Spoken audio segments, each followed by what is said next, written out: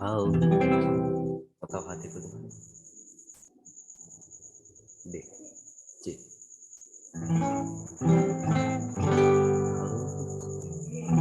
Enggak, ketiga. Kau tahu hatiku Tuhan, Kau tahu mimpiku Tuhan, Kau tahu harapku, Kau tahu ku di tangan-Mu Tuhan. Dalam segenap jalanku, dalam setiap langkahku, hanya Kau Tuhan yang ku andalkan menghadapi semua. Yesus, Kau anugerah terindah dalam hidupku. Kau sungguh berarti di setiap jalanku. Anugerah-Mu selalu mempesonaku. Yesus, Kau terbaik, Yesus, Kau termanis di dalam hidupku. Kau tahu hati Tuhan, Kau tahu hatiku Tuhan, Kau tahu rinduku Tuhan, Kau tahu harapku, Kau tahu mimpiku di tangan-Mu Tuhan. Dalam setinggalanku, dalam segenap langkahku, Kau Tuhan yang ku andalkan menghadapi semua. Yesus, Kau anugerah, Yesus, Kau anugerah terindah dalam hidupku. Kau sungguh berarti di setiap jalanku. Anugerah-Mu selalu mempesonaku. Yesus, Kau terbaik, Yesus, Kau termanis di dalam hidupku. Yesus, Kau anugerah, Yesus, Kau anugerah terindah dalam hidupku. Kau sungguh berarti di setiap jalanku. Anugerah-Mu selalu mempesonaku. Yesus, Kau terbaik, Yesus, Kau termanis di dalam hidupku. Sekali lagi katakan, Yesus, Kau anugerah, Yesus, Kau anugerah terindah dalam hidupku. Kau sungguh berarti di setiap jalanku. Anugerah-Mu selalu mempesonaku. Yesus, Kau terbaik, Yesus, Kau termanis di dalam hidup. Yesus, Kau terbaik, Yesus, Kau terbaik, Yesus, Kau termanis dalam hidup. Yesus kau terbaik, Yesus kau terbaik, Yesus kau termanis di dalam hidupku.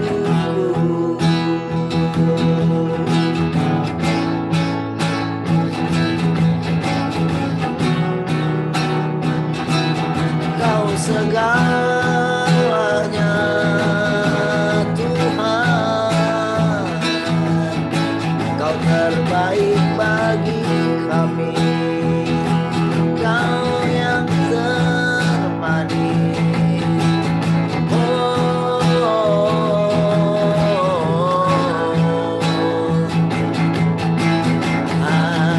Haleluya,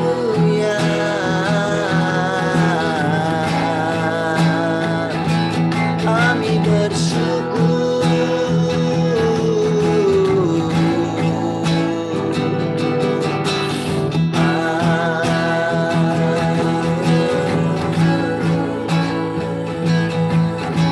Haleluya.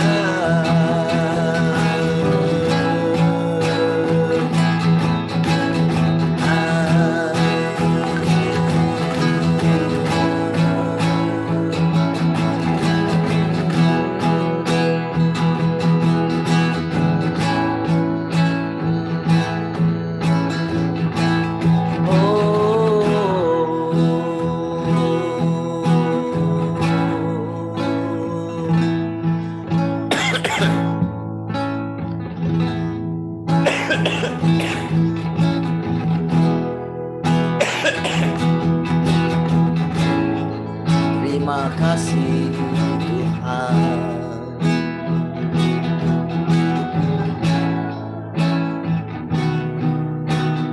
Ku sembah Kau Yesus Tuhan,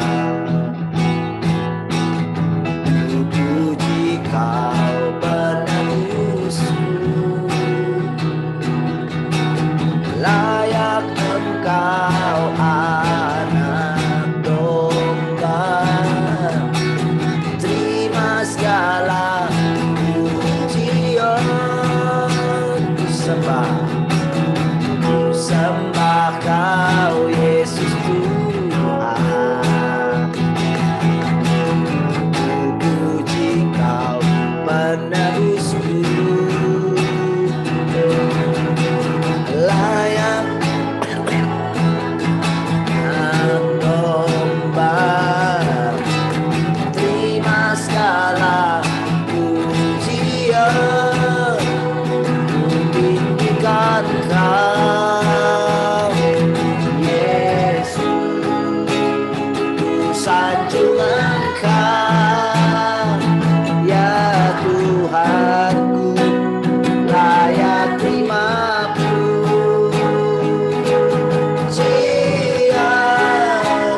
hormat dan kuasa, nikmat kekuatan. Ku tinggikan Kau Yesus, ku sanjung Engkau ya Tuhanku. Layak terima pujian, hormat dan kuasa, nikmat kekuatan selamanya. Ku sembah Kau, ku sembah Kau Yesus Tuhan, ku puji Kau penebusku. Layak Engkau Anak Domba, terima segala pujian.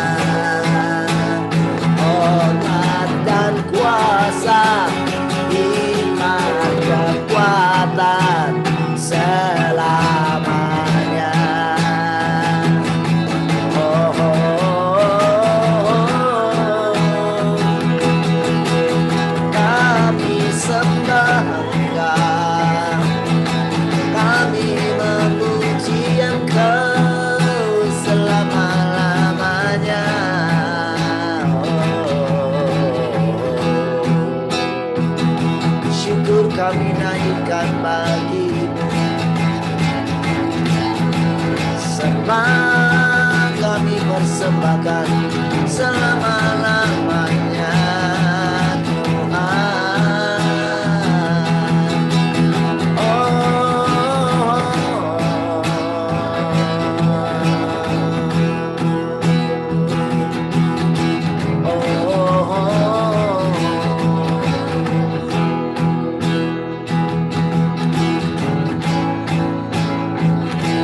Haleluya, bagimu segala pujian, bagimu segala pengagungan.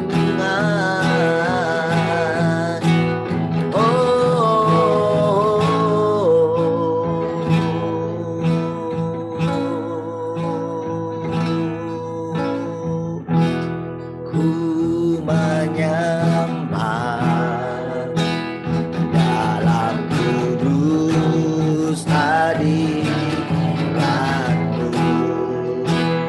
Akhiri kata kasih karunia-Mu Bapa,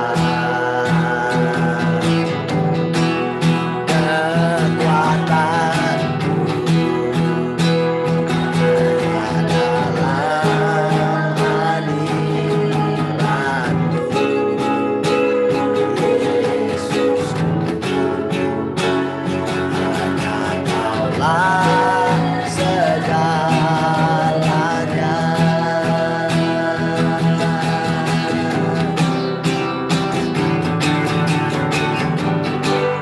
Ku menyembah dalam kudus hadirat-Mu. Hampiri kata kasih karunia-Mu Bapa, kekuatan-Mu hanya dalam hadirat-Mu. Yesusku, hanya Kaulah segalanya.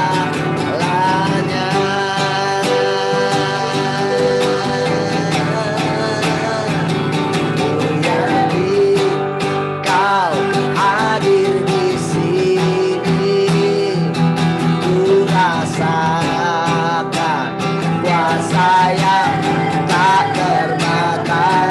Ku yakin Kau nyata di sini, terjadi di sini. Sekali lagi katakan dari awal, ku menyembah. Ku menyembah dalam kudus hadirat-Mu. Hampiri kata kasih karunia-Mu Bapa, kekuatan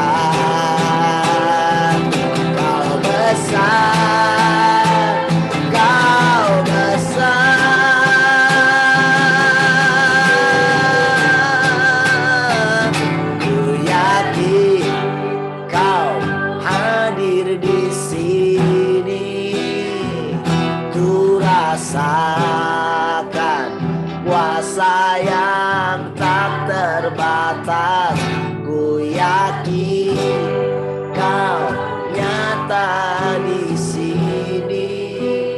Kemenangan terjadi di sini, kelepasan terjadi di sini, pemulihan terjadi di sini. Oh, terima kasih Tuhan, kami bersyukur kami dapat bersekutu dengan Engkau setiap hari Tuhan. Kami bersekutu. Terima kasih Tuhan, kami bersyukur setiap kali kami ada di hadirat-Mu. Oh, kami boleh makan dan minum daripada firman-Mu, sehingga mata kami makin lama makin terang, kami dapat memandang Engkau. Terima kasih Tuhan, terima kasih. Kami bersyukur seluruh roh, jiwa, tubuh kami dikuduskan senantiasa oleh perkataan-perkataan-Mu Tuhan. Dan semakin hari kami semakin ditaklukkan. Dan kami terus belajar. Ketika Engkau sudah menaklukkan kami, maka kami juga menaklukkan diri kami kepadamu Tuhan. Terima kasih Tuhan. Kami bersyukur. Terima kasih. Sampai dengan hari ini, oh Engkau terus menyatakan diri-Mu. Bahkan semakin hari semakin jelas Tuhan. Terima kasih, kami sangat bersyukur. Mari silahkan Tuhan. Oh kami rindu bersekutu bersama-sama lagi hari. Terima kasih. Engkau nyata di sini Tuhan. Terpujilah Engkau untuk selama-lamanya. Mari semua yang mengasihi Tuhan sama-sama katakan. Amin. Haleluya. Puji Tuhan. Shalom semua. Selamat pagi. Shalom. Shalom, selamat pagi. Nah, yang belum muncul ini. Yang di radio, siapakah di radio? Oh, di radio cukup sedikit juga. Di radio cuma 2 yang muncul. Jadi kemungkinan tertidur ya. Ayo, yang lain masih mau gabung di Zoom boleh ya. Ya, puji Tuhan, saudara. Oke. Baik, pagi hari ini saya berikan kesempatan bagi saudara untuk cerita. Silakan. Ada yang mau cerita? Boleh? Mak Tian, mau cerita kah?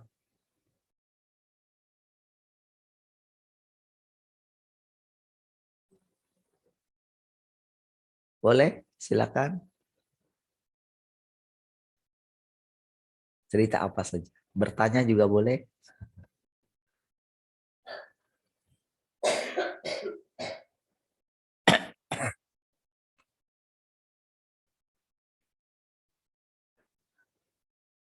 Oke, bertanya juga boleh ya. Mungkin ada yang kurang jelas gitu ya.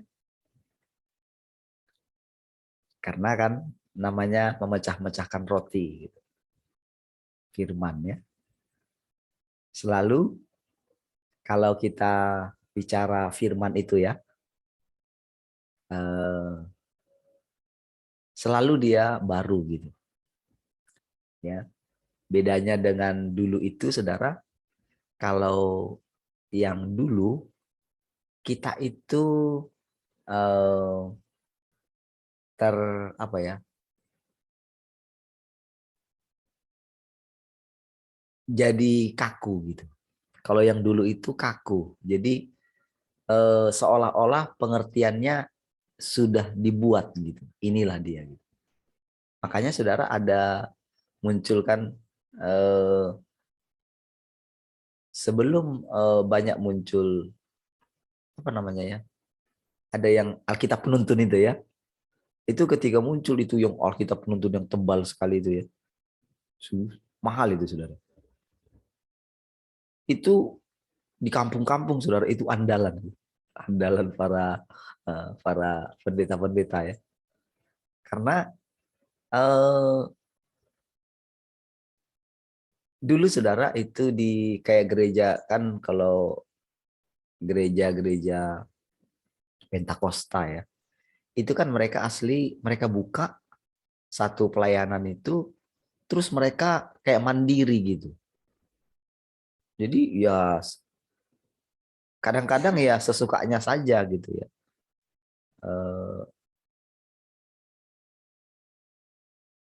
Makanya kadang-kadang mereka di ini mungkin ya, karena nggak ada sekolahnya gitu ya.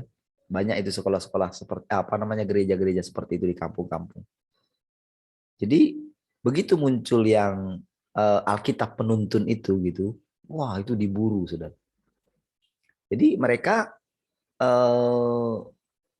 di dalam Alkitab penuntun itu banyak sekali bahan-bahan khotbah gitu. Jadi dari semua Alkitab itu ya. Jadi ya dijelaskan di situ. Nah, berikutnya juga terjemahan-terjemahan Alkitab yang baru ya, kalau saudara lihat ada itu terjemahan Inggris itu, apa itu yang namanya ya. Ada banyak sekali saudara terjemahan-terjemahan itu, termasuk firman Allah yang hidup, lalu BIMK ya, bahasa Indonesia masa kini, atau dulu disebut BIS gitu, bahasa Indonesia sehari-hari. Itu kan secara khusus firman Allah yang hidup itu benar-benar terjemahan yang boleh dibilang seperti diwahyukan gitu kepada tim itu, lalu mereka membuat, dan ayat-ayatnya itu membuat, oh maksudnya begitu ya. Kalau di terjemahan baru kan itu ya yang dulu gitu kan, apalagi kalau terjemahan lama. Nah, jadi lebih seringnya itu saudara, para pengkhotbah itu rata-rata itu mencoba kembali ke bahasa aslinya gitu, ke bahasa aslinya, dan dari situlah lahir bahan-bahan khotbah gitu. Jadi sudah jadi tren gitu ya. Misalnya kalau sampai mereka belajar gitu, belajar bahasa Arab, bahasa Aram ya, bahasa Ibrani gitu ya. Itu mereka sampai belajar. Jadi yang sudah, kalau misalnya sampai gelar doktor itu memang benar-benar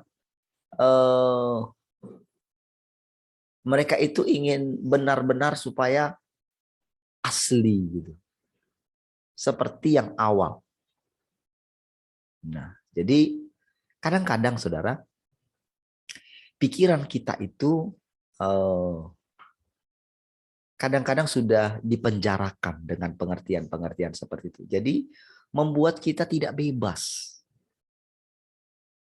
Padahal saudara, kalau kita lihat dulu ketika pertama kali orang-orang kudus itu ya dijumpai oleh Tuhan, itu kan eh,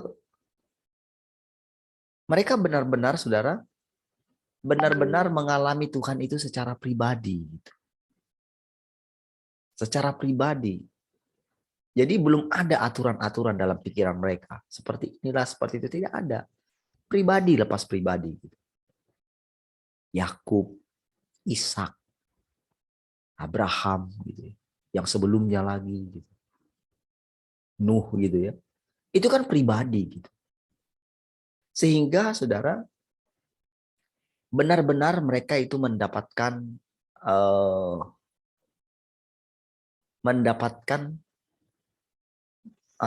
firman Tuhan itu fresh gitu. Jadi mereka punya pengalaman secara pribadi gitu loh, mendengarkan suara Tuhan itu. Secara pribadi gitu.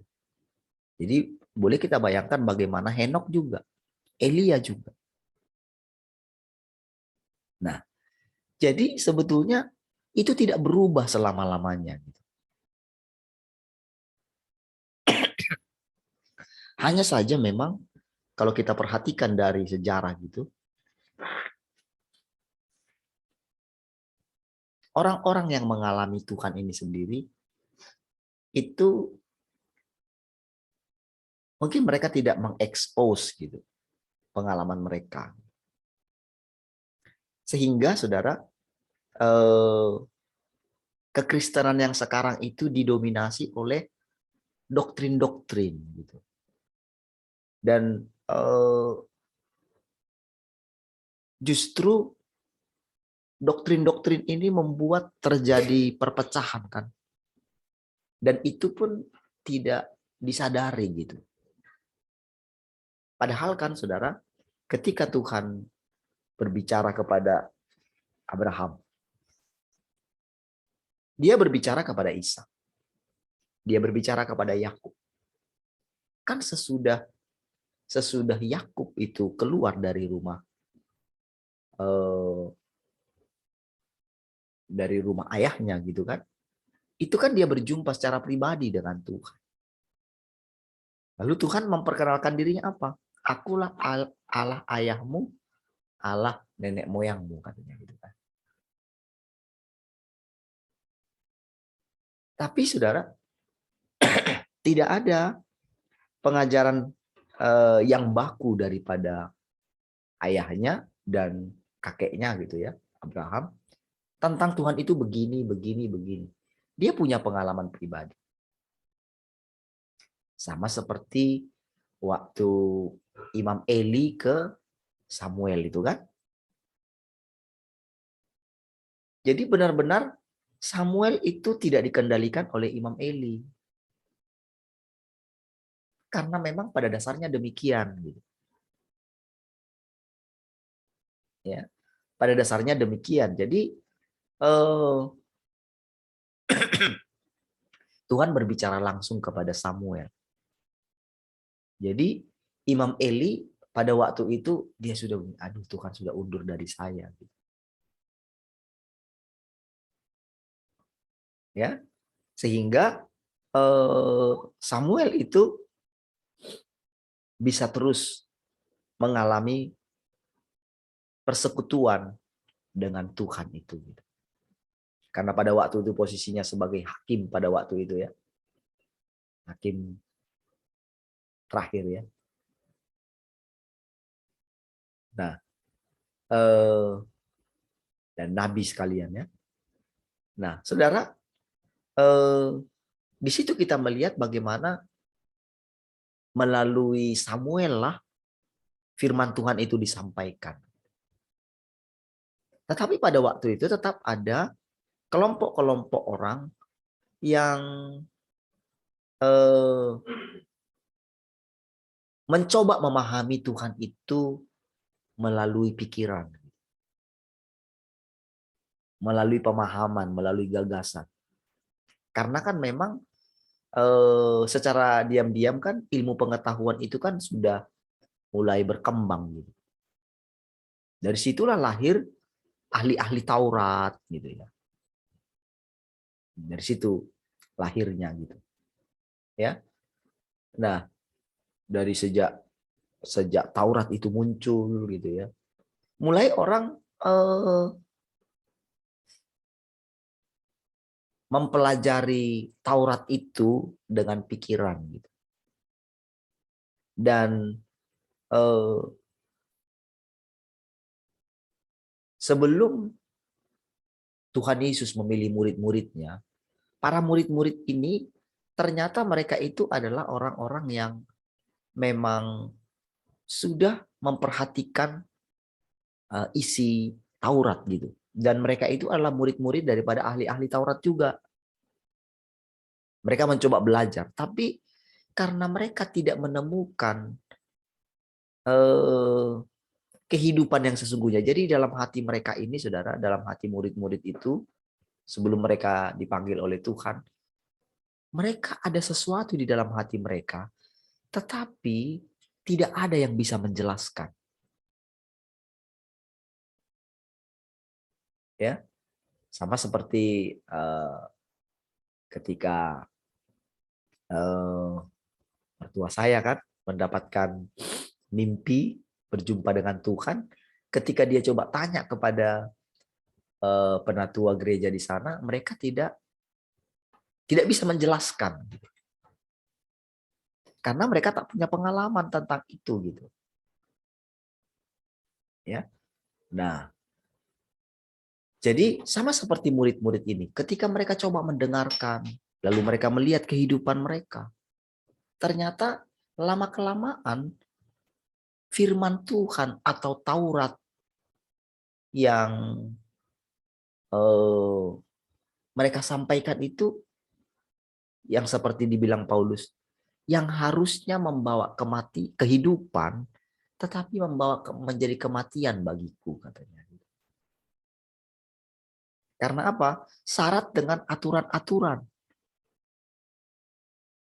Nah, jadi saudara, ketika Tuhan datang, ketika Tuhan Yesus itu mengajar sesuatu yang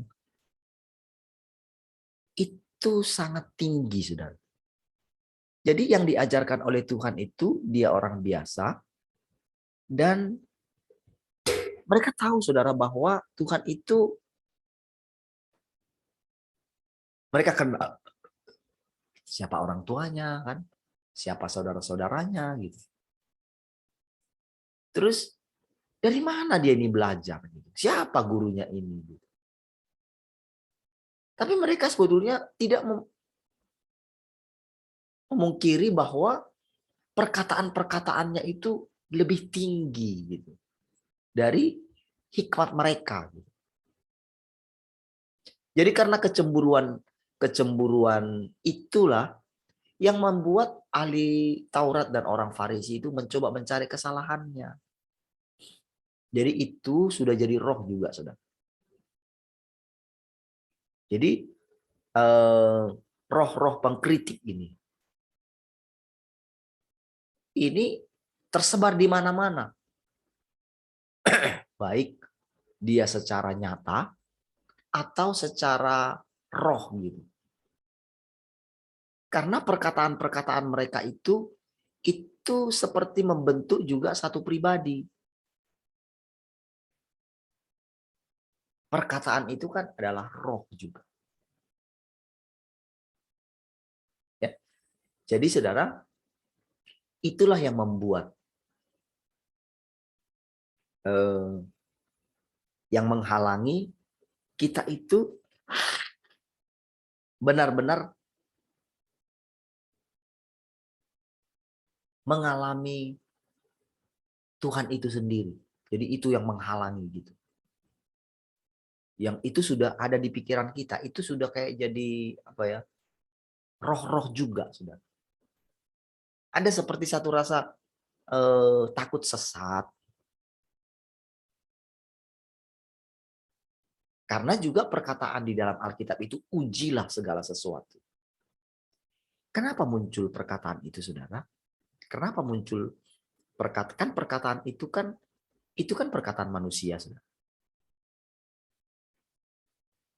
Bukan asli misalnya Tuhan mengatakan demikian, itu kan langsung ya.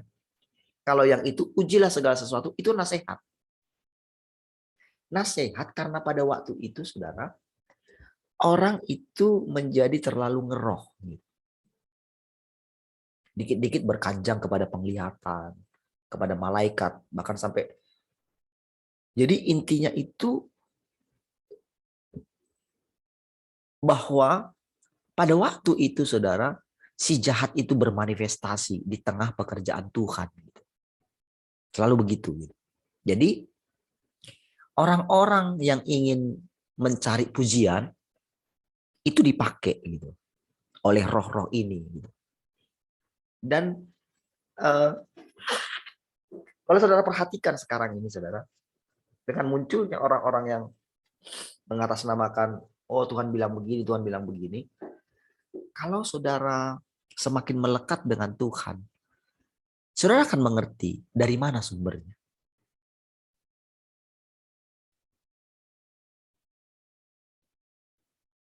Walaupun nampaknya pesan itu sepertinya mungkin memberikan banyak yang bersamaan mendengarkan suara begini.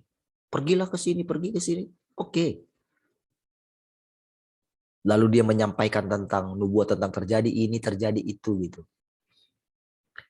Tahukah saudara, hal-hal seperti itu juga itu sangat sulit dideteksi. Dan tetapi begitu kita semakin mengerti pola kerja Tuhan yang sesungguhnya, ketika kita melihat itu, maka penipuan-penipuan semacam itu walaupun sangat sulit dideteksi, itu akan ketahuan. Di hati kita ketahuan gitu. Akan tahu. Ya.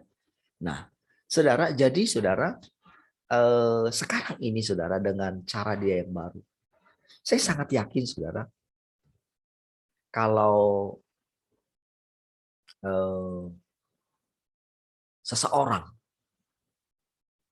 kalau saya bisa mengalami setiap hari, karena itu Tuhan dan memang Tuhan menginginkan itu, maka keinginan Tuhan adalah kita semua mengalami hal yang sama. Jadi roh kita ini free, saudara, bebas gitu. Merdeka. Merdeka mendapatkan tuntunan dan kita diajar sendiri. Diajar sendiri, misalnya ya, kita mendapatkan sesuatu sekarang. Oke, dapat sesuatu yang bikin kita wow. Oke, dibiarkan, diizinkan dia. Oke, seiring dengan berjalannya waktu, saudara, dia yang di dalam kita itu, firman yang di dalam kita itu, akan menerangkan kepada kita. Jadi dia akan ikuti pola kita gitu ya, diikuti karena memang kita tulus mengasihi Tuhan gitu, ketulusan hati kita ini, saudara. Inilah yang membuat Tuhan jadi terus terang sama kita. Gak membiarkan kita tersesat dalam pengertian kita. Jadi saudara, untuk tidak tersesat, bukan berusaha supaya tidak tersesat, bukan.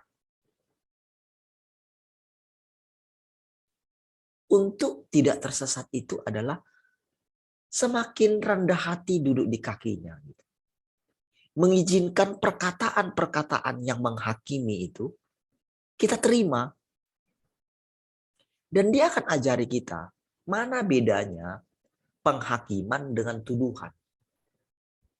Dia akan kasih tunjuk kepada kita. Kalau tuduhan pasti dari iblis. Kalau kita itu rasanya sudah, nggak tahu lagi, terus nggak ada jalan keluar, itu berarti kita sedang jatuh kepada perangkap si jahat.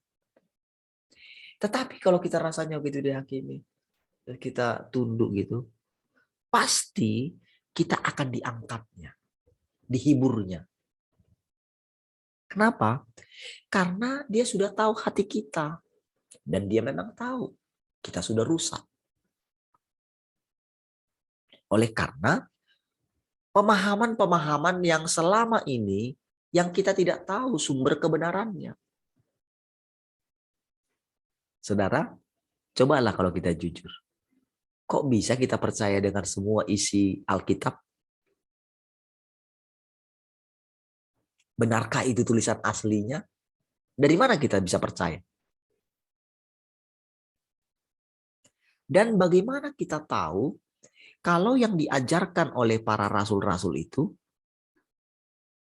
adalah benar-benar sudah murni perkataan Tuhan? Kan kita nggak tahu. Bahkan ketika mereka menulis itu kan kebanyakan kan surat ya, nasihat gitu loh.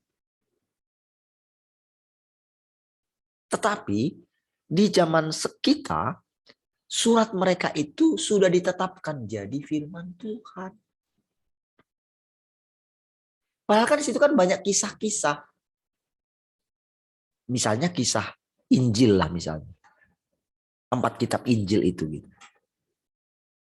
Itu kan telah kita buat itu menjadi, pokoknya itu firman Tuhan. Gitu. Padahal kan mereka itu secara normal menuliskan kisah tentang pelayanan Yesus. Kitab Injil secara khusus ya. Menurut versi mereka masing-masing. Bahkan kan ketika mereka menulis itu kan seperti Lukas misalnya. Kan mereka mendengarkan informasi daripada pelaku sejarah itu. Mereka seperti melakukan wawancara, saudara. Wawancara kepada orang-orang yang pernah mengalami itu. Lalu mereka tuliskan. Dulu kan belum ada tape recorder kan. Jadi mereka tuliskan dan yang mereka ingat. Saudara, bagaimana tidak bisa terjadi kesalahan? Bisa kan terjadi kesalahan kan? Karena kan ceritanya kan diceritakan kembali. Bagaimana kalau orang yang menceritakan itu ditambah-tambahin, dibumbu-bumbuin gitu. Sehingga ada ayat-ayat tertentu berbeda. Injil yang satu berbeda dengan Injil yang lain. Ada yang ditekankan tentang ini, ada yang ditekankan tentang itu. Dan kalau menurut Yohanes, bahwa kalau seandainya ditulis semua kisah tentang Yesus, wah, nggak muat seluruh dunia ini katanya. Terlalu banyak hal kalau diceritakan setiap hari. Nah, saudara,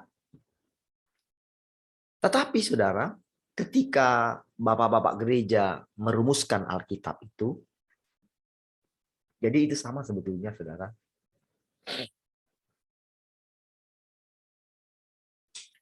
Seperti membuat Allah itu menjadi, firman Allah itu menjadi terkotakkan gitu, di dalam Alkitab itu. Apalagi dengan menyatakan, inilah firman Tuhan. Sama seperti ini saudara. Ketika bangsa Israel melemparkan emas mereka ke api itu, anting-anting mereka semua, begitu dijadikan jadi patung lembu emas itu, mereka bilang apa? Inilah Yahweh yang memimpin kamu keluar. Jadi sebetulnya kalau kita mau jujur, Alkitab itu telah dibuat menjadi Tuhan. Sehingga saudara, semua isinya itu saudara, itu seolah-olah sudah itulah. Kayaknya Tuhan nggak bisa berubah lagi dari situ. Gitu. Inilah firman Tuhan satu-satunya. Tahukah saudara ketika Tuhan Yesus, ketika dia menyampaikan, dia mengutip sedikit-sedikit daripada Taurat. Tetapi saudara, Tuhan Yesus bukan lagi mentaati Taurat. Salah satu contohnya apa? Sabat.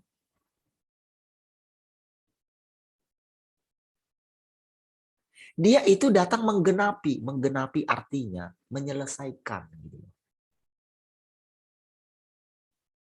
Jadi dia tidak lagi, dia datang dengan perkataan-perkataan yang baru. Makanya dia menyampaikan kan tentang perumpamaan, tentang kerajaan sorga.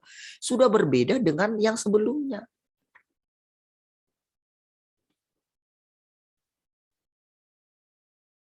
Jadi yang diajarkan oleh Tuhan, lihat itu berbeda sekali. Kalau di Taurat, mata ganti mata, gigi ganti gigi kan? Kalau di Taurat, perempuan yang kedapatan berzina harus dilempari kan? Tapi kenapa Tuhan bawa hukum yang baru? Oke, sekarang coba. Siapa di antaramu yang tidak berdosa? Kalau dulu nggak ada. Kalau dulu ahli Taurat itu berkuasa. Para imam-imam itu berkuasa. Sekalipun mereka berdosa, tetapi mereka dianggap itu tidak berdosa. Karena apa? Mereka memegang tampuknya.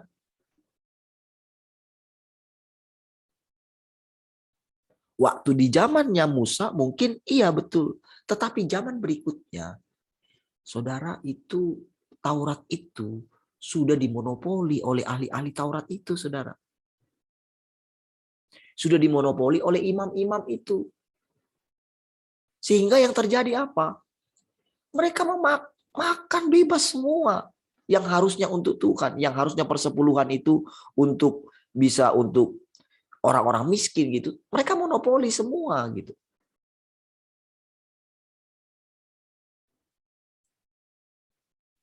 Nah, sementara Tuhan datang. Dia bilang, barang siapa di antaramu tidak berdosa, baiklah dia yang melempar duluan. Berarti saudara, benar-benar saudara, dia datang bawa hukum yang baru. Tuhan yang tidak berdosa tidak menghukum perempuan itu. Itu saudara, pada waktu itu saudara, si perempuan itu tercengang sekali gitu. Semua orang sebetulnya tercengang. Gitu.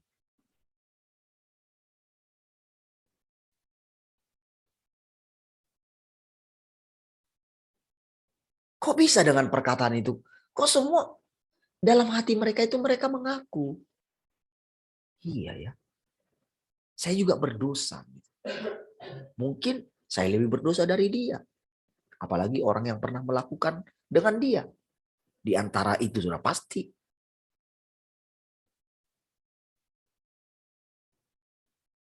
Karena itu mau dicoba untuk menjatuhkan Yesus, saudara. Karena kalau Yesus bilang begini. Kalau Yesus bilang, oke, jatuhkan menurut hukummu. Dia akan dianggap salah gitu.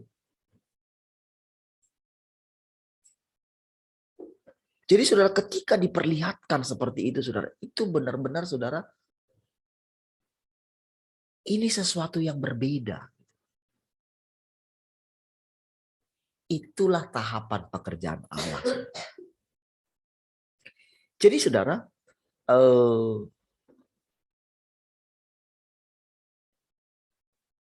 di masa sekarang ini saudara, jadi begitu itu sudah dibuat jadi kitab gitu. Jadi ada banyak hal nanti kalau saudara mulai semakin ini ya, semakin tenggelam di dalam Tuhan. Tenggelam itu menaklukkan. Kan Tuhan kan yang menyelamatkan kita. Kan kita tahu kan kita tidak bisa kan. Kan kita sudah lihat sendiri bagaimana para hamba Tuhan tidak hidup seperti yang mereka sampaikan. Seharusnya saudara, kalau mereka benar pemberita Yesus, harusnya kan hidup mereka seperti Yesus gitu. Tapi kenapa tidak? Lalu kenapa kualitas orang percaya itu tak ada bedanya dengan orang dunia? Orang dunia kejar harta, kok orang percaya kejar harta? Tuhan kan nggak mengajarkan begitu kan?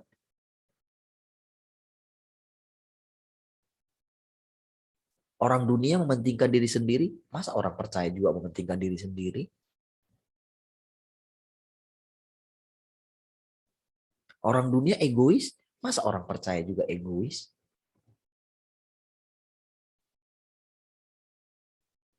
Orang dunia takut, masa para pendeta juga takut? Di mana Tuhan yang katanya mereka sembah, yang berdaulat atas segala sesuatu, kok mereka nggak lebih takut kepada Tuhan itu? Kenapa lebih takut kepada manusia? Kenapa lebih takut kepada antikris? Kenapa lebih takut kepada elit global?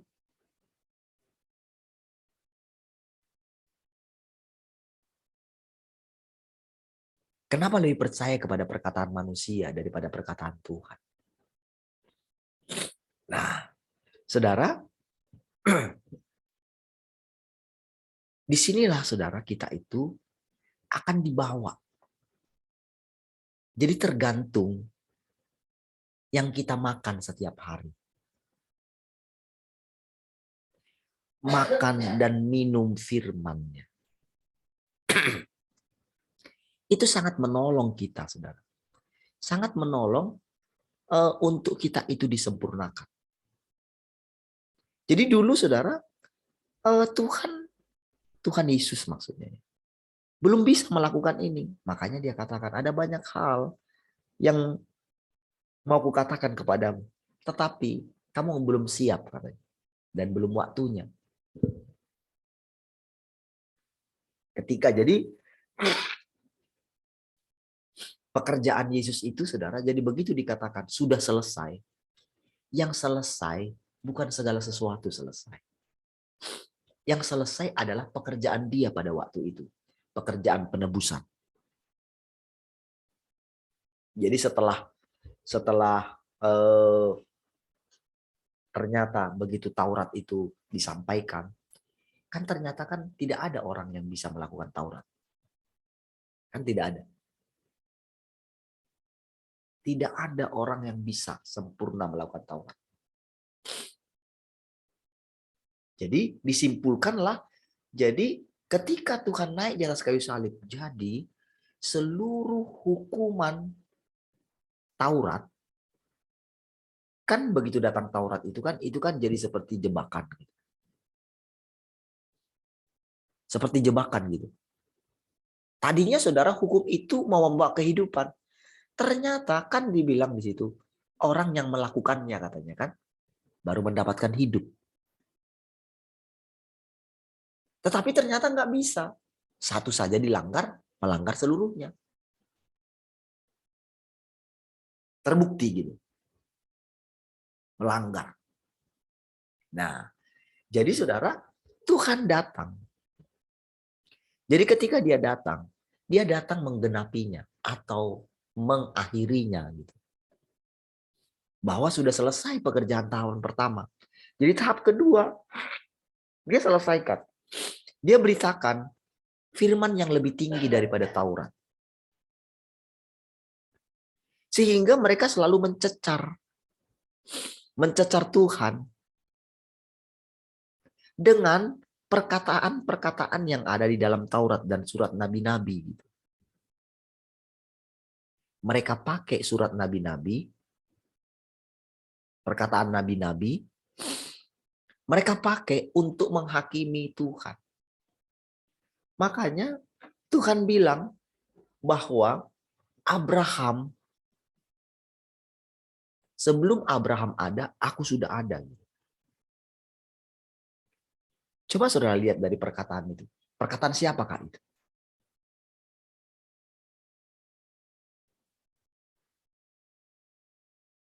Itu bukan perkataan Yesus secara manusia. Itu adalah perkataan Allah sendiri. Itu adalah perkataan Yahweh. Cuman dia datang dengan nama yang baru. Nama yang baru dengan pekerjaan yang baru. Itulah firman itu sebetulnya. Jadi saudara, yang membuat kita ini menjadi masuk ke zaman yang baru adalah ketika kita menerima perkataan-perkataan yang baru yang sepertinya tidak tertulis di dalam Alkitab. Tetapi saudara, perkataan-perkataan itu saudara, itu adalah perkataan Tuhan sendiri. Dan kita dibawa ke zaman yang baru. Kalau tidak saudara, kita akan tetap dalam dosa kita. Karena kita diselamatkan karena perkataan Tuhan. Kalau kita ikut terus dengan pengalaman kita, tidak akan bisa kita sampai disempurnakan. Karena harus yang sempurna yang menyempurnakan kita. Kita nggak bisa sempurna. Tetapi kalau Tuhan katakan, hendaklah kamu sempurna. Karena Bapamu yang di sorga sempurna. Itu firman Tuhan, saudara. Itulah yang menyempurnakan kita. Perkataan Tuhan inilah yang menyempurnakan kita. Makanya kita itu perlu makan setiap hari. Perlu duduk setiap hari. Perlu kita fokuskan hati kita ini kepada Tuhan setiap hari. Dalam tindakan kita, dalam perbuatan kita. Ketika kita berkata-kata kepada orang, ketika orang menasehati kita, kita renungkan. Jangan-jangan itu perkataan Tuhan yang menegur kita. Diam-diam hati kita ini nanya sama Tuhan. Nah, kalau kita sering melakukan ini, maka dia terus terang sama kita. Kadang-kadang saudara dia nggak langsung begini. Dia tidak begini. Dia tidak langsung mengajari kita. Begini loh. Bukan. Atau iya, itu betul. Bukan. Kadang-kadang saudara, dia bawa kita ini berpikir. Sehingga berbeda ya dengan dia mengajar seorang anak kecil dengan yang sudah dewasa. Jadi dia juga menghargai perkataan-perkataan kita, pola pikir kita, dia hargai. Nah, tetapi dia menginginkan kita itu, jadi begitu kita sudah ditaklukkan gitu ya, kita sudah didapatkan. Jadi ada perbedaan antara apakah kita sudah didapatkan oleh Tuhan atau belum. Kalau belum didapatkan, saudara, kadang-kadang kalau belum didapatkan itu artinya orang itu masih sombong. Merasa tahu. Merasa sudah tahu tentang Tuhan. Gitu. Itu namanya sombong. Gitu. Nah, saudara, itu akan mengalami banyak sekali nanti kesulitan lagi. Akan mengalami banyak kebingungan gitu. Akan mengalami banyak kesalahan. Nah, tetapi kalau dia sudah didapatkan oleh Tuhan, diam-diam saudara, Tuhan itu mengaruniakan hikmat di dalam setiap perkataannya. Sehingga lama-lama orang ini menjadi semakin selaras dengan Tuhan gitu. Dengan firman itu. Dia akan mengatakan begini. Dia akan mulai berfirman. Jadi Tuhan yang tidak kelihatan itu, saudara, itu akan menjadi nyata melalui perkataan kita. Jadi begitu kita mengucapkan sesuatu lewat ini, disitulah kita melihat Tuhan itu sendiri. Jadi apabila itu pengalaman-pengalaman seperti itu menjadi satu kebiasaan kita gitu. Lama-lama saudara, alam pikiran kita ini sudah dikuasai oleh dia lama-lama. Jadi seluruh tubuh kita ini jadi takluk gitu. Sebetulnya proses pengubahan tubuh kita itu seperti itu. Menjadi tubuh kemuliaan. Sebetulnya seperti itu prosesnya. Dan pastilah kita itu tidak akan berontak lagi terhadap Tuhan. Itu perjalanan berikutnya ya. Ya kalaupun berontak ya enggak sebanyak yang kemarin gitu. Karena kita sudah ngerti. Hati Tuhan itu kita sudah jadi mengerti gitu. Kita akan tahu apakah kita itu sedang melukai hatinya gitu. Kita akan tahu gitu. Karena dari situ nanti kita akan melihat saudara ketika dia mengatakan sesuatu lalu seperti ada di sini penolakan gitu ya. Nah, disitulah kita harus sadar bahwa itu adalah kerusakan kita yang diakibatkan oleh perkataan-perkataan si jahat yang selama ini masih tertinggal. Pemahaman-pemahaman yang lama. Misalnya saudara, kalau dalam hal ke depan kita misalnya masih takut gitu. Masih khawatir misalnya begitu ya. Masih ada takut, masih ada khawatir, masih ada bimbang, keraguan. Nah, saudara, itu dikatakan kan di dalam kitab Wahyu itu anjing-anjing, penakut, apalagi segala macam ya. Itu tidak bisa masuk ke dalam kerajaan Allah itu, kepada gunung yang kudus itu, kepada Yerusalem baru itu. Tidak bisa masuk. Jadi artinya begini saudara. Jadi Tuhan itu ketika dia mengatakan satu tempat Yerusalem baru, itu bukanlah sesuatu yang nanti akan kita masuki. Oke, betul nanti puncaknya, betul ya. Setelah semua orang gitu. Tetapi sekarang ini saudara, di dalam diri kita ini saudara, ketika kita semakin menyatu dengan dia. Menyatu dalam arti begini. Pikiran kita ini menjadi selaras. Jadi bukan ketika dia berfirman lalu di mana aku ada, di situ kamu ada gitu. Itu saudara, perkataan itu sebetulnya itu mengandung nubuatan. Jadi sebetulnya kan dia bilang sendiri, tinggallah di dalam aku dan aku di dalam kamu katanya.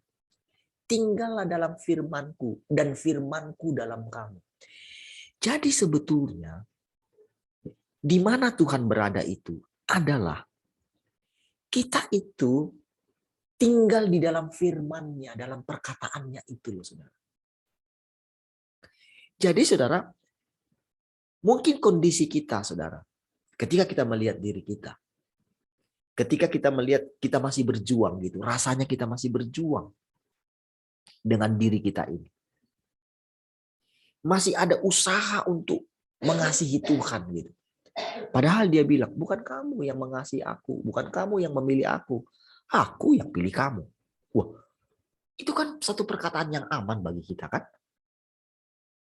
Namun si jahat ini saudara, membuat kita itu meragukan firman Tuhan. Oleh karena apa? Oleh karena pencapaian-pencapaian yang ingin kita capai di dalam Tuhan.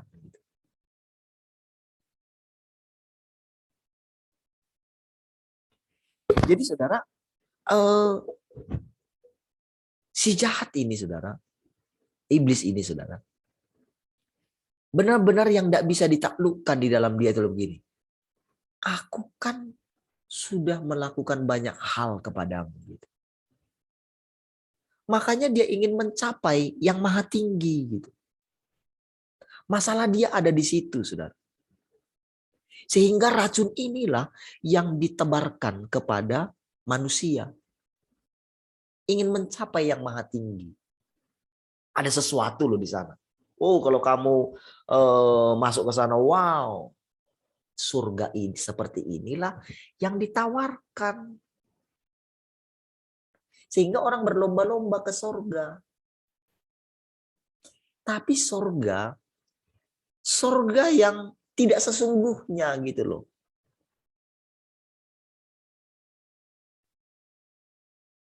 Jadi berita-berita sekarang itu makanya semua mereka punya surga. Dan semua bayangkan sekarang orang itu tidak pernah mau hidup normal. Mereka begini saudara, kebanyakan orang percaya itu punya iman begini.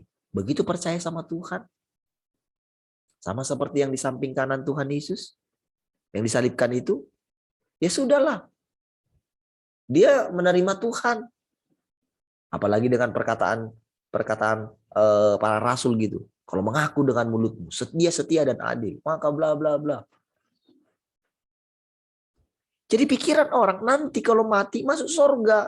Lalu dibuatlah surga itu. Oh surga itu.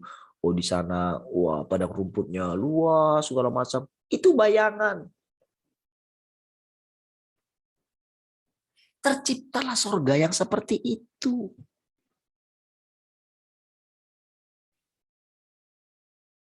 Lalu tercipta lagi neraka. Neraka yang katanya berapi. Saudara, pikiran manusia itu letterlek, harafiah. Jadi ketika Tuhan mengatakan begitu, jadi pikiran mereka itu memahami perkataan Tuhan itu secara lahiriah gitu loh. Bukan secara roh. Sehingga saudara, harusnya kehidupan kita ini ketika kita sudah menerima Tuhan, Itu sudah proses kita itu dimurnikan, disempurnakan. Disempurnakan oleh apa? Firman-Nya, perkataannya. Saudara, kenapa para hamba Tuhan itu bisa berkhotbah, tetapi ternyata mereka itu tidak sesuai dengan yang mereka khotbahkan? Kenapa? Karena mereka pakai firman Tuhan yang lain untuk membenarkan diri mereka. Sehingga mereka tidak pernah bertobat. Mereka boleh ngomong kepada orang, kita mesti jujur. Tapi dia nggak jujur.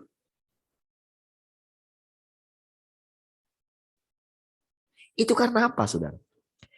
Karena nggak pernah mengalami Tuhan itu sendiri berfirman loh. Karena apa? Mereka nggak mau jujur. Mereka menganggap diri mereka lebih hebat daripada jemaatnya. Oh, karena saya pendeta, saya mesti tunjukkan. Di hadapan orang mungkin bisa lebih baik. Tapi di rumah bagaimana? Di tempat-tempat tersembunyi bagaimana? Pikiran dia jaga enggak? Makanya Tuhan bilang, ketika berbicara mengenai dosa berzina itu, Tuhan kan bilang, bukan karena melakukan, bukan. Kalau kamu memikirkan, pakai pikir aja, jadi dia itu jauh, saudara, itu sudah diselesaikan di dalam kita. Nah, bagaimana kita bisa takut akan Tuhan? Kalau kita itu tidak memikirkan dia terus. Kalau Tuhan itu sudah kita pikirkan terus, artinya perkataan-perkataannya, maka perkataannya itu menjadi nyata. Jadi begitu kita mikir yang lain gitu, berfantasi gitu, maka saudara itu pasti ada takut akan Tuhan, itu langsung zep gitu.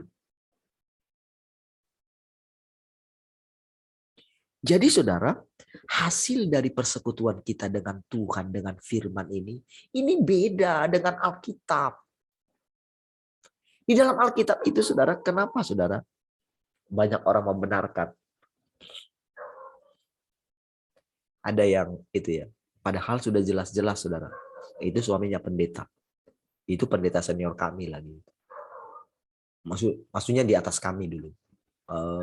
Dia sudah lama yang membaptis istri saya dia gitu.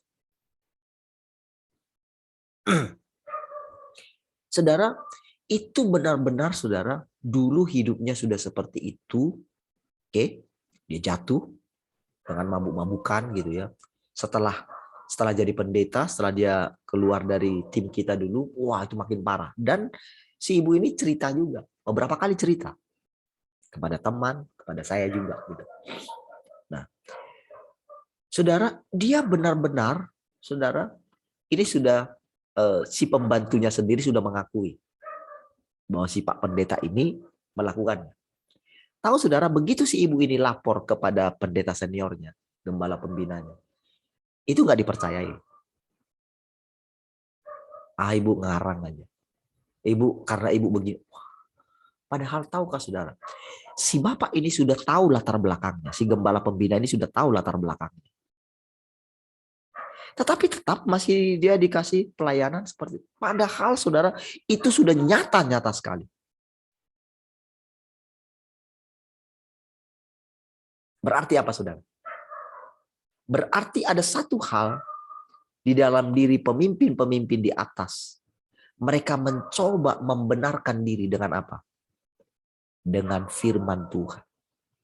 Kan ada kisah di dalam Alkitab. Yehuda main perempuan kan? Sebetulnya kan Yehuda loh. Leluhurnya Yesus loh. Jadi saudara, itu dipakai untuk membenarkan padahal Tuhan sudah datang loh. Dan hal-hal itulah yang membuat terjadi perceraian. Dan mereka membenarkan perceraian itu dan nikah lagi. Karena apa saudara? Karena mereka itu memahami Alkitab itu dengan pikiran mereka. Jadi mereka membenarkan diri mereka karena mereka menganggap, oh Tuhan, Padahal hakikat Tuhan. Apa Tuhan bilang? Dia membenci perceraian.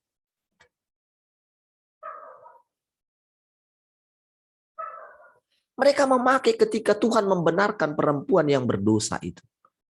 Jadi mereka membenarkan perbuatan mereka. Tidak. Saudara, Tuhan bilang apa? Aku pun tidak akan menghukum engkau. Pulanglah, tapi apa saudara? Jangan berbuat dosa lagi. Itu firman saudara.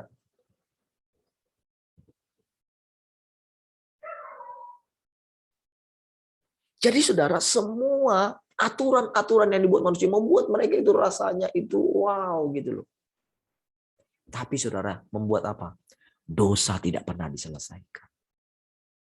Orang itu tetap terikat dengan dosanya. Nggak bisa lepas.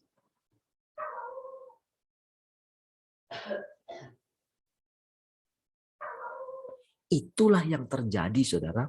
Kalau kita tetap di perkataan yang lama.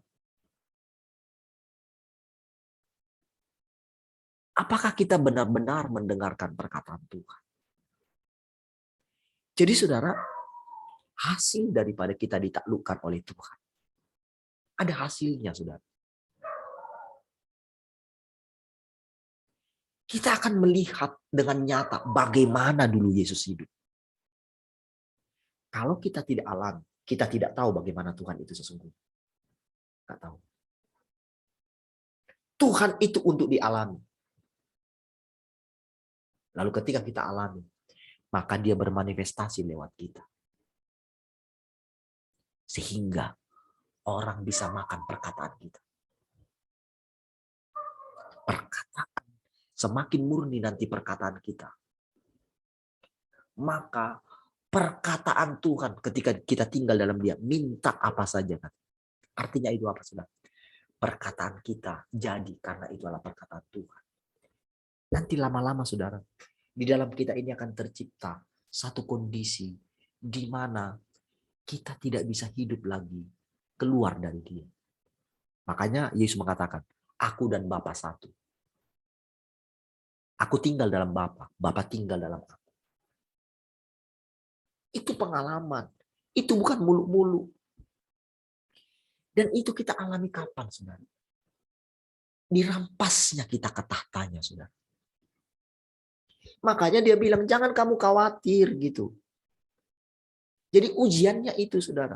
Ujiannya adalah seluruh masalah kayaknya dipermasalahkan dunia ini. Sudah, kamu jangan makan itu. Nanti kamu mati. Yang kamu makan adalah perkataan-perkataanku. Buah daripada pohon kehidupan. Akulah pohon kehidupan. Engkau mesti memakan perkataanku. Jangan kamu makan perkataan-perkataan dunia ini. Kalau kamu makan perkataan dunia ini, maka kamu akan mati. Tapi kalau kamu makan perkataanku, aku datang supaya kamu punya hidup. Dan punya hidup dalam segala kelimpahan. Punya hidup yang berlimpah-limpah. Apa tujuannya hidup berlimpah-limpah itu? Supaya kita kembali menjadi pohon kehidupan yang berbuah terus. Tiap tahun berbuah, tiap bulan berbuah. Inilah yang dimakan oleh orang-orang yang lain. Makanya dikatakan orang akan datang ke gunung kudus Tuhan. Gunung kudus Tuhan itu saudara bukan satu. Memang satu dalam arti. Tetapi secara pribadi lepas pribadi. Saudara dan saya ini saudara. Menjadi pohon kehidupan. Menjadi gunung rumah Tuhan. Di mana orang datang minta pengajaran. Seperti inilah saudara. Tuhan itu turun saudara. Sehingga semua orang menyesali tentang dirinya. Tiap orang akan memukul-mukul dirinya saudara. Karena kita pernah dulu mengalami hal itu. Jadi orang yang ditaklukkan oleh Tuhan. Dan terus menaklukkan dirinya. Perkataannya pun akan dipakai menaklukkan orang lain. Tetapi tetap kepada Tuhan. Makanya ada istilah, kalau kamu sudah insaf, tidak peduli siapa yang jadi Petrus di sini. Tetapi Tuhan pekerjaannya sempurna. Dia sudah lakukan itu, saudara.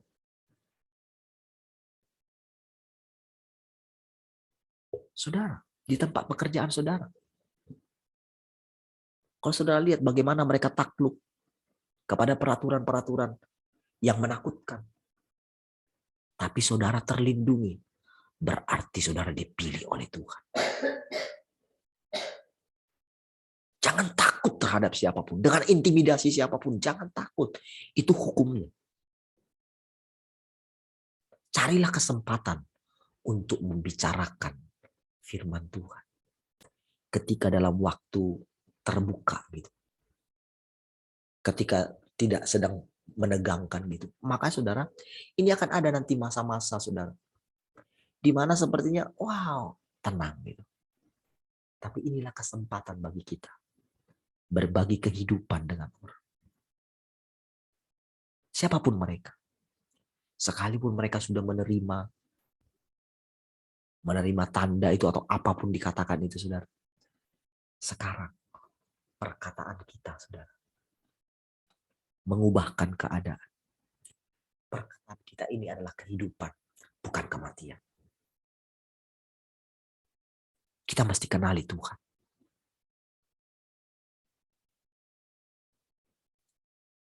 Saudara,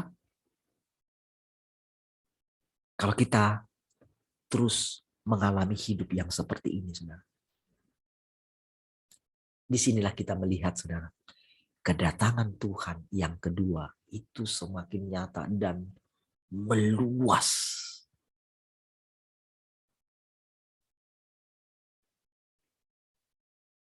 Meluas, saudara.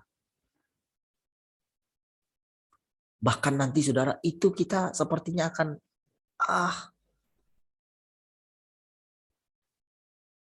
nggak ada ruang, kita tidak dibatasi oleh ruang dan waktu.